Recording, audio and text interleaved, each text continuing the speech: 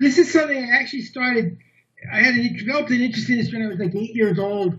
I watched a television show on the theory of relativity, and it started me thinking about reality. And the first thing I'm going to talk about is light. And light's kind of an interesting phenomenon. When you look through light through a single slit, if you look at the back, you can see that something lit up.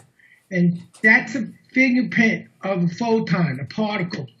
When you look at light through two slits, you get stripes or bands, and that's the fingerprint of a wave.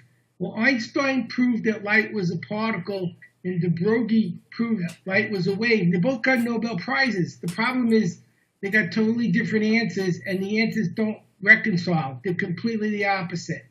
And so for a long time, physicists were confused. How can this be? They finally decided that how you looked at it and did your experiment changed the physical property of the light. So if you looked at it through one set of parameters, it showed itself to be one thing. If you looked at it through another set of parameters, it appeared to be something completely different. And the reason I'm mentioning this is relativistic logic. When you're trying to understand something like God, most people look at it through one filter. It's this or it's that. Well, that kind of thinking isn't going to allow you to go to the higher level of understanding. So actually, when I was younger, I studied the Kabbalah.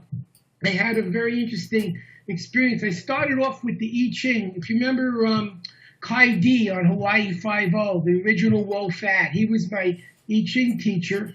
I had a Druid high priestess teach me the tarot, and another one taught me the Kabbalah. So it got very interesting.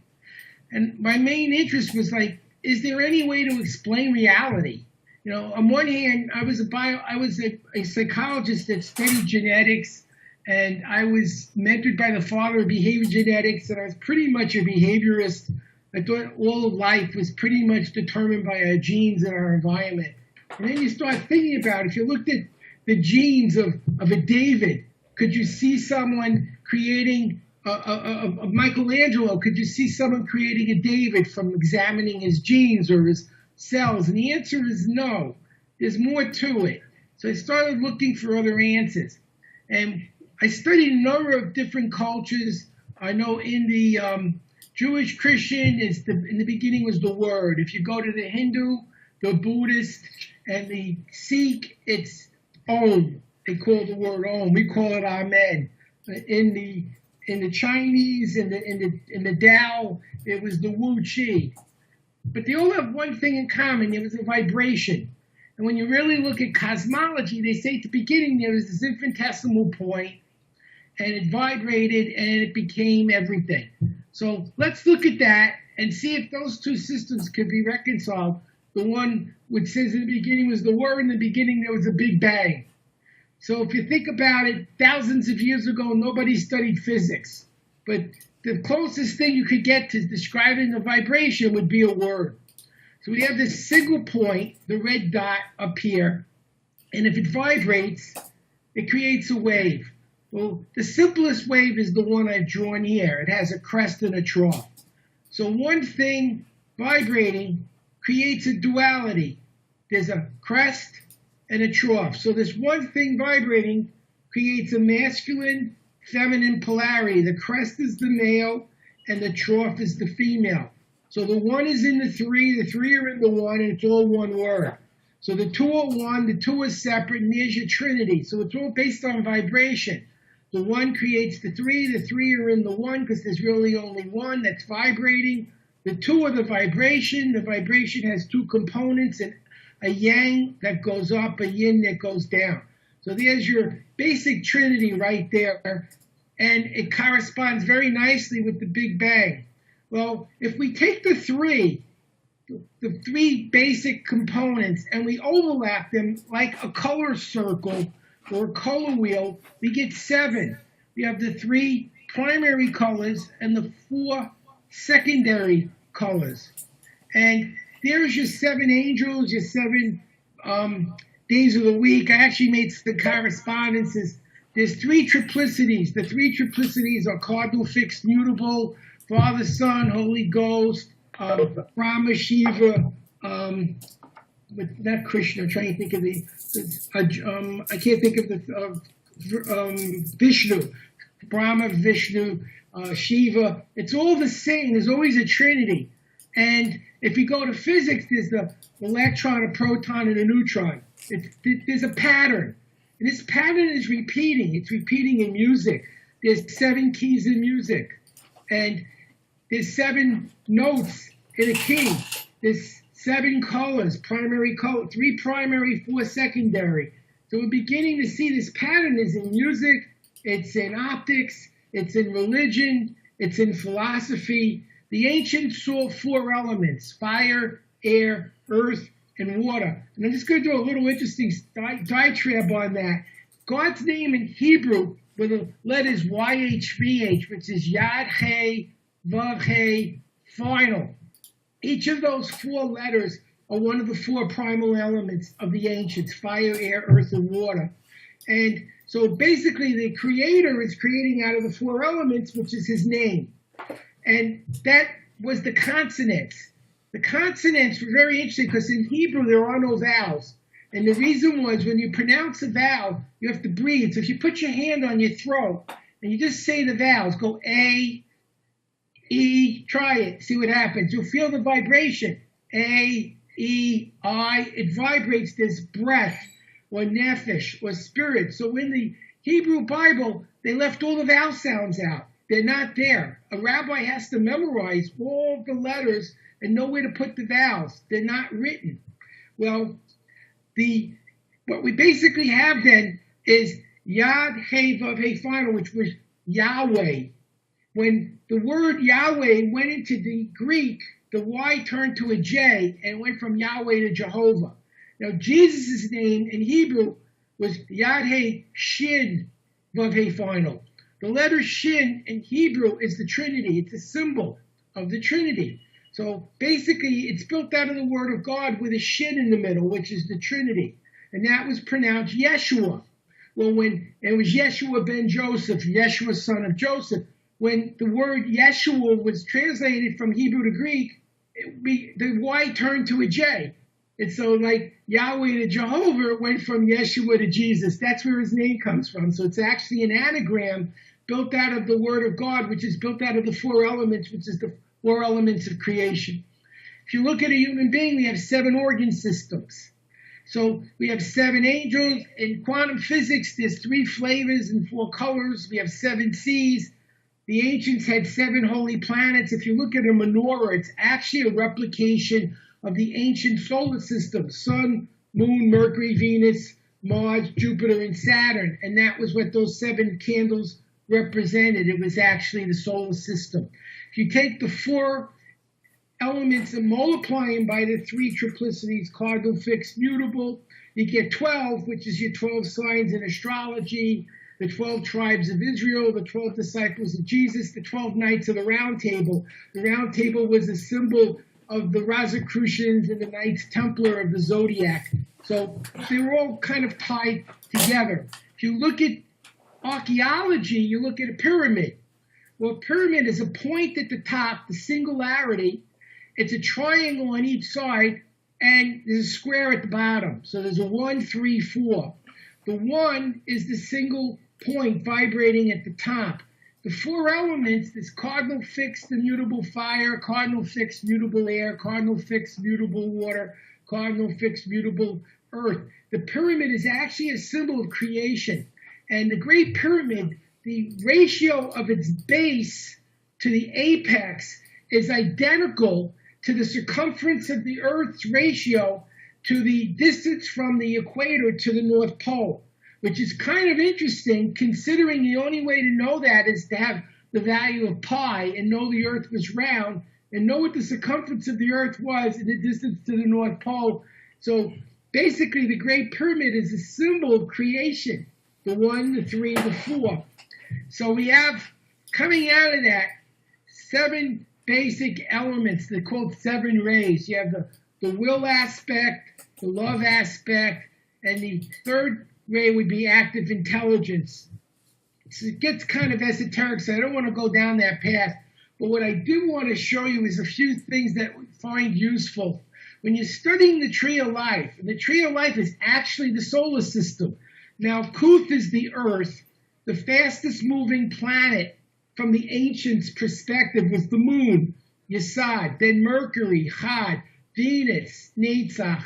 The sun is where the Earth would be because we're the one moving. Teferet, Jupiter, Mars, Gabora, Jupiter, Hesed, Gedula, and finally Bina was Saturn. And so the interesting thing is, if you could picture on top of the Keter, the unity at the top of the tree, three little bands. These are called the three negative states of creation. When we think of infinity, we usually think of it as being the biggest. So I'm going to show you three infinities. Each infinity is smaller than the infinity above it. So the names of these three bands that sit upon the top of the tree are Ein, Ein Sof, and Ein Sof The Ein Sof means limitless light. Now, when we say Ein Sof, limitless light, we've limited it to light. And so we have the limitless, Ein Sof, the limitless light, Ein Sof and the Ein.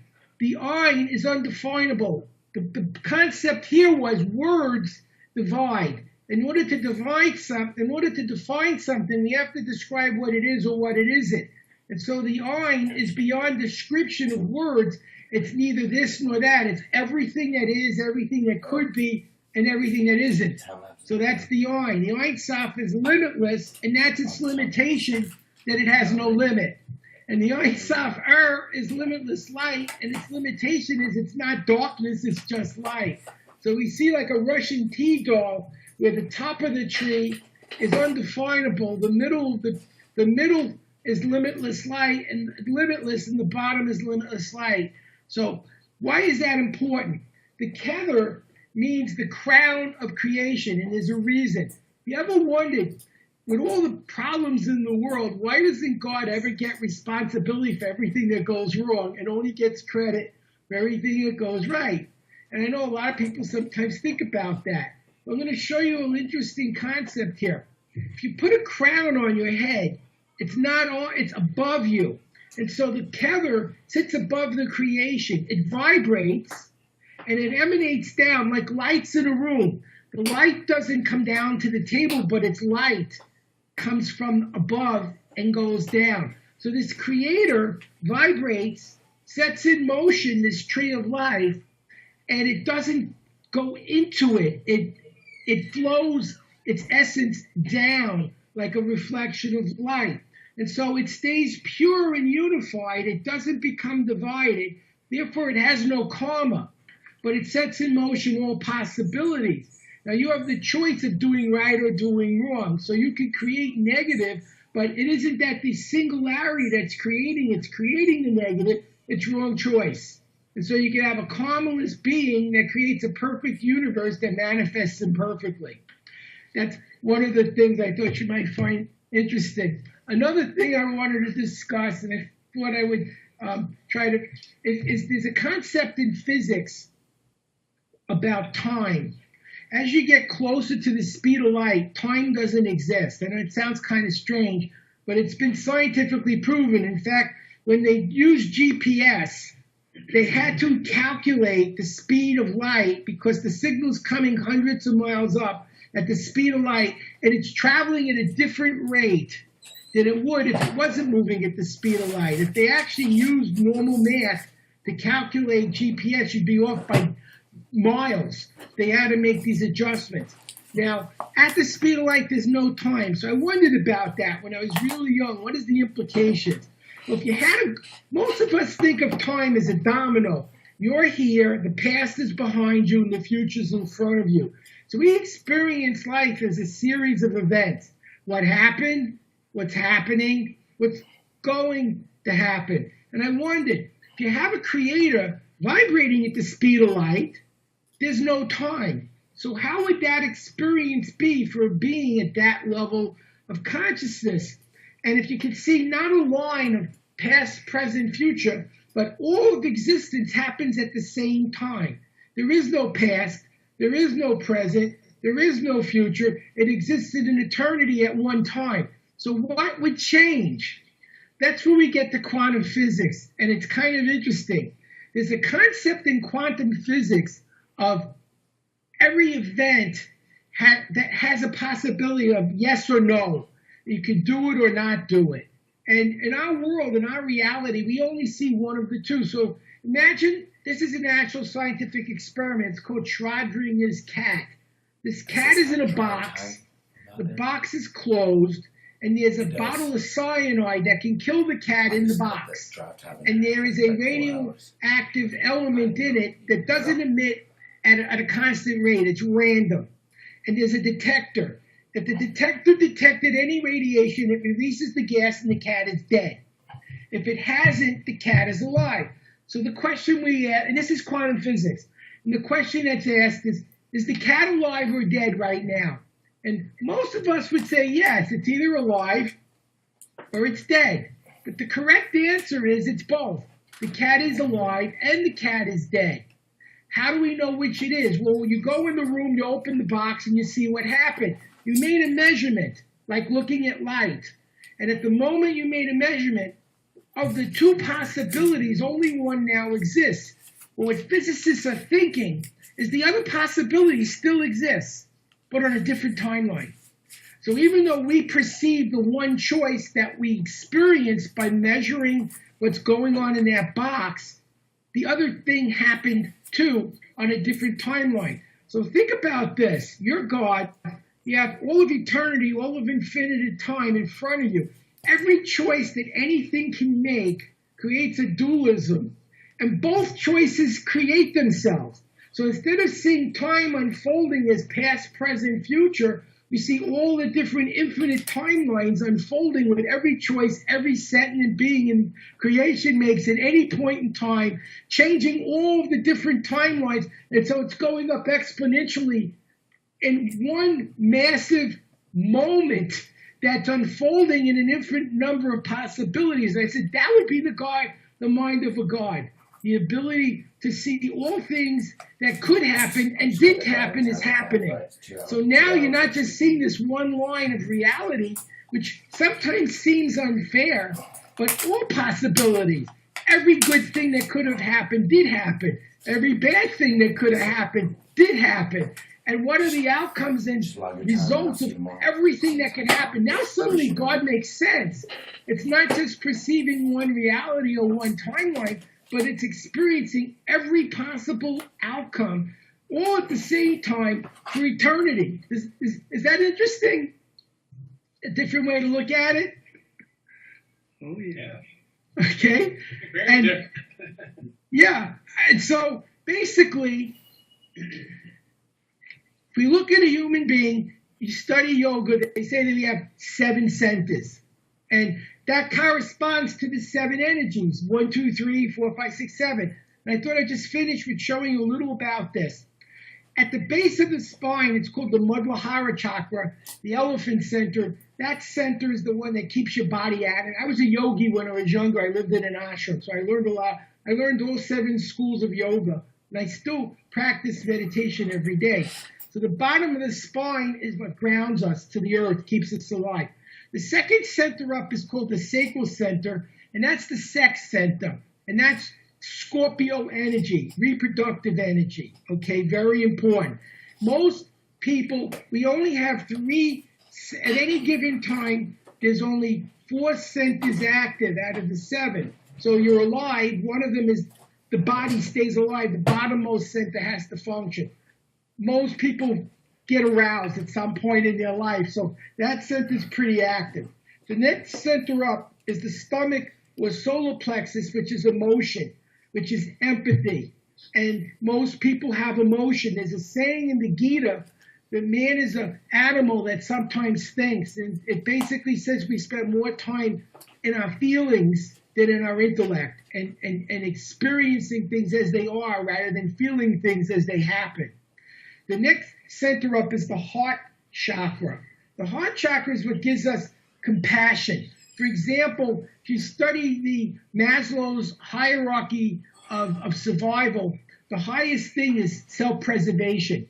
And yet, people will willingly die to protect those they love. A mother will jump in front of a car to save their baby. In the army, people have jumped on hand grenades to protect their friends, completely against the concept of self-preservation. And that's the heart center where we don't just see ourselves, but we realize we're part of. That's what I like about Rotary. I kind of think of Rotary as the planetary heart center. We care about people.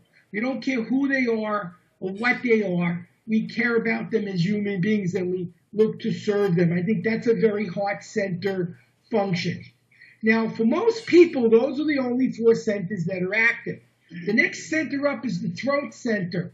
And the throat center represents Taurus in astrology. Opposite Taurus is Scorpio. So most religions will tell you to practice abstention from sex, especially priests and nuns. And what the purpose of that is to transfer the sexual energy, the kundalini, from the sensual area to the throat center where it's used as a creative function. That's the real purpose of celibacy. And so when somebody's able to detach from their carnal cravings, they can open up their throat center. The next center up is the ajna center between the brow, which is your intuitive center, your ability to be insightful, intuitive, prophetic. That's the Capricorn center. It looks a lot like a unicorn, the picture of a unicorn with its horn. The opposite of the Capricorn center is the Cancer center, which is the stomach. And so you read a lot in the Bible about turning the other cheek, don't get emotional, stay, walk on water, rise above emotion. And so when we're able to detach from our feelings and be centered, we can open up our third eye and be able to see things objectively. Now, under very rare conditions, someone who's practicing to become a master is learning to transcend their carnal desires, their emotional. And now what happens is you have the bottom center open, which keeps them alive, the heart center, which is compassion.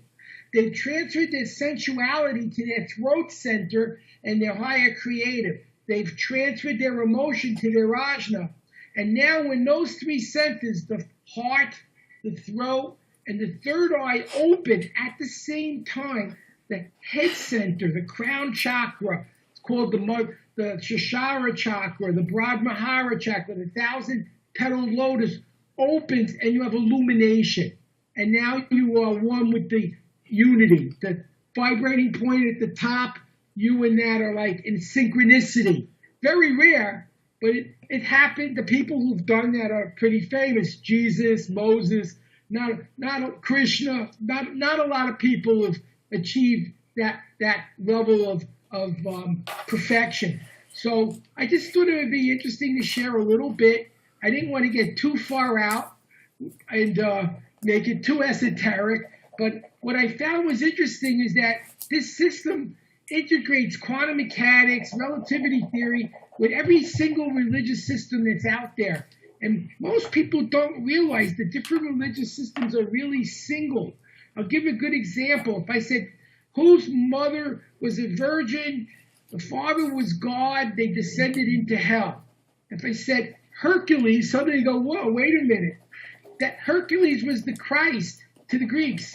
There's a recurring theme in all these different faiths, and I've studied all of them since I'm 7. And there's a recurring theme, and I think it reinforces it rather than destroys it, of a being that's here to help us and make a better universe. And in some cultures it's Jesus, in some it's Krishna, and in some it's Hercules, or it could be Thor. But you see this recurring theme, and it's very interesting to see that there's so many similarities in the different cultures instead of differences. And so we go through this world, and I wondered about that. I said, well, imagine you were God, and you had a very powerful system that could give people the ability to do something that may not necessarily be used for the best reasons. Most of the things we've learned, we've weaponized. The first thing they did when they split the atom is blow something up. And that seems to be a very human trait. So here's the secret to making anything. So how could God hide it in plain sight where everyone could see it and no one would look at it? Well, he gives the Jews one piece and the Christians another and the Buddhists another and the Sufis another and the Jainists another. Everyone knows their piece is right, because it is. and the Muslims have one too. So everyone has a piece, and they worship that piece. They know their piece is true. They also know the other pieces can't be because they're not their piece. And so here you've got all these pieces of a puzzle. Some are in architecture, some are in science, some are in different religions, some are in music, some are in arts, and you splinter them all out.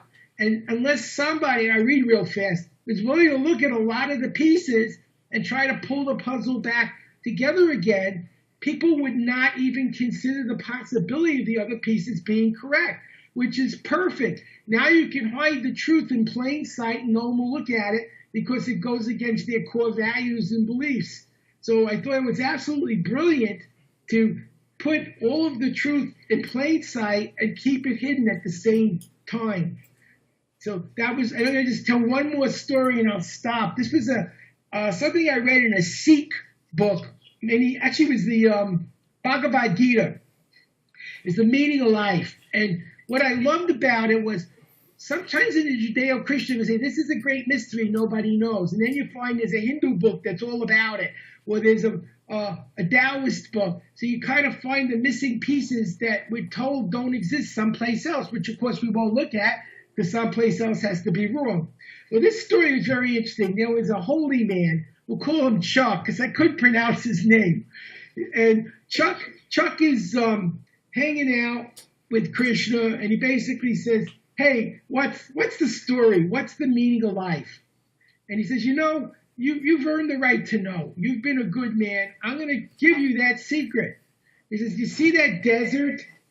Walk across the desert. And when you get to the other side, you're going to know the meaning of life. He says, really? He says, hey, would I lie? So he rushes in the desert thinking he's just been given the greatest gift a person can get, the truth. And he's walking and it's hot and he didn't bring any water or any protective clothing. He didn't think he'd need any. He starts dehydrating and he says, well, this isn't going as well as I expected. And he gets worse and worse and he's finally on the verge of collapsing unconscious. And he sees on the horizon there's a house, but he isn't going to make it. And he passes out and he wakes up, he's in the house. And the house is owned by a very wealthy man with lots of cattle and lots of farmland and beautiful daughter. He has no sons. And they nurse him back to health. It takes months to get him back on his feet. And he falls in love with the daughter. And because the man doesn't have a son, he does the things a son would do in that culture. He fixes the fences and he helps with the animals. And he and the woman get married and they have wonderful, beautiful children. And the father dies a peaceful death and he inherits all this wealth and the farm and the house. And it's just everything is exactly as good as it could be. It's a perfect life. And then one day there's a flood. The river overflows and it floods the farm and washes everything away. Him and his wife and his children are on the roof of the house and they're holding on for dear life. And the children fall into this turmoil and they're drowning and the wife flings herself in to save her kids. And he flings himself in to save his family. And he drowns. And he wakes up and he's at the foot of Krishna. And he's irate. He says, what's wrong with you? You promised me the secret of life. I trusted you. I went through the desert. I almost died. And despite everything you did to me, I had this wonderful life. I had a wife. I had a home. I had beautiful children. And you took everything away from me. And Krishna looks down at him and says, you've never left. You've been here the whole time. Now do you understand? It's all an illusion. And that was the secret. We're all still one with that singularity at the top of the tree. It looks like there's lots of people and lots of things. There's only one thing, and it shows itself in many different ways. That's what I love about Rotary. We see everyone as a reflection of this one thing, and we serve everyone equally. And that's the beauty of what we do as Rotarians, which is why I joined. And so what it was basically saying is everything is one thing. It may not seem that way, and we may sometimes feel like we're suffering and we're apart from everything. But the reality is, no matter how we perceive it, there's just this one thing trying to help us be the best we can. And I thought that would be a good place to close this presentation. I hope you enjoyed it. It's a little different than what I've done in the past, but I thought you might find it interesting. Dan Brown has nothing on you, buddy. That was great, Howard. You took us places that I never would think to go. and you brought it right back to Rotary, which was a great message of the whole thing. That is why I joined. I really feel Rotary represents something very spiritual to me, that is one of the few groups that doesn't discriminate on religion or ethnicity. We help where we need to help. We see people and as people who need our service. And I think that's a beautiful thing. There are very few groups you can say that about. And this is a group I feel very proud to be part of. There are very few groups you can have this kind of talk with, Howard. I mean, you'd be called a heretic in at least 5 groups I know right now. I'm actually a direct descendant of Moses' brother Aaron from the Bible. I'm a high priest. If there was a Holy of Holies, I would be allowed in. I'm a Kohen. So I could actually trace my family back to Moses and his brother. And the way you know is when you're born, if your father was a high priest, you're born a high priest. And I never really gave much thought to it, but I was watching the Ten Commandments and say, wait a minute, that's my uncle. And the guy with the calf, that was my grandfather. And I said, wow, that's pretty cool. That's my great-great-great-great-great. I don't know how many 4,000-year-old times you have to go, and I thought that was kind of cool. And I just see it as a responsibility that if you're in a position to make a difference, you should. And that's really why I joined. When Kim told me what Rotary does and how it helps people and helps children, I said, I'm in. That's really where my heart is. I think it's very important to be part of that. And so I want to thank you for letting me be part of this group. I really enjoy what I've been able to do, and I hope to do more in the future. Thanks again, Howard. Now, John has a question for you. Yeah, I wonder, have you ever read the book Illusions by Richard Bach? I didn't read Illusions. I read Jonathan Livingston Seagull, though. Okay. Well, it's kind of the same sort of stuff. And some of it sounds similar to what you were talking about. I think truth is truth, and people who really think are ultimately going to come to what the truth is. I mean, even Jesus says the truth sets you free, not your beliefs, not your book, not your faith, the truth. And I think more people should be searching for truth, which is what he said to do, than memorizing, which is not what he said to do. And so I've been very lucky. I read 80 pages a minute. I read about 30,000 books, and I try to find truth and then share it. And that's basically what I tried to do tonight. You did a good job with it. Is there time for me to ask questions? Yeah, please. I'd be happy to answer any questions. Sure. Howard, this is Corey. I'm looking at my own notes, and I think I wrote down that at the speed of light, there's no concept of time. No. And my question was, and this is for clarification, is it that there's no concept of time, or, for lack of a better way of describing it, you're living outside of the constraints of time? I'll actually show you where it comes from. I can actually show you the math. It's very simple. You know the old formula, rate times time equals distance? Yes. That's one of the first things we learned. You're going 10 miles an hour for an hour. So how far are you in an hour? You're 10 miles, right? Okay. Rate times time equals distance. Okay, what Einstein found out. Now, if you're riding in a car and the car next to you is going at the same speed and you brush up, you're probably going to be fine. You'll get a dent in your car, but you're not getting killed. If you go head on at 70 miles an hour or another car going 70 miles an hour, you're going to be pureed. The two speeds change and they add together. But with light, Einstein discovered something interesting. Whether you're moving towards the light, away from the light, sideways to the light, the rate of speed of light is a constant. It never, ever changes. So let's look at this. Rate equals distance divided by time. Right. Okay, so if the rate stays constant, no matter what speed you're moving at, the only way for that to work is if distance and time don't have the same meaning in different frames of reference. And so what happens is I used to think time was different. No, a minute is a minute is a minute, but it's not the same minute. So if we look at our clock and we measure a minute, and someone's moving in a ship near the speed of light, their minute will take years of our minute. Years. They'll come back years later, but it's only been in motion for a minute because their frame of reference, the speed at which they're moving, is close to the speed of light. When you actually get to the speed of light, distance and time become meaningless. And I really got interested in that when I was young. I thought it had something to do with God. So here's something that it's beyond time, it's beyond space. So that made me think of a creator. And I said, well, if the creator is vibrating at the speed of light, then there is no time.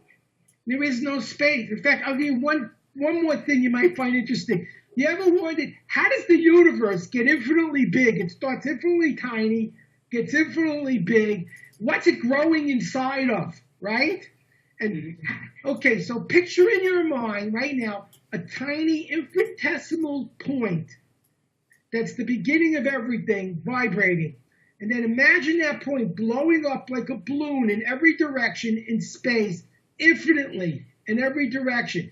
You just created a simile to the universe. If the universe is built out of consciousness, then we just saw that the tiny little thing and the infinitely large thing both occupied the same little tiny space between your ears.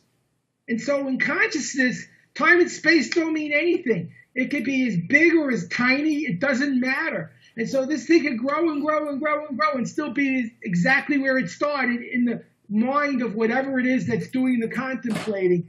And I thought that made an interesting point of how you could have a universe that gets infinitely large, starts off infinitely small. What's it growing in? Consciousness. If consciousness is the basis of everything, and I think it is, and I don't want to go down that bunny trail today, I wanted to keep it simple. But if consciousness is the basis of everything, you could have an infinitely large universe, which is still infinitely small, because the same space, the contemplation space in here, doesn't change. It's as big or as small as you contemplate it. And I said, wow, that would explain it. You could have something growing infinitely large forever, and it's still in the same space. It doesn't actually do anything. It's all contemplation. Anyway, I thought that was interesting.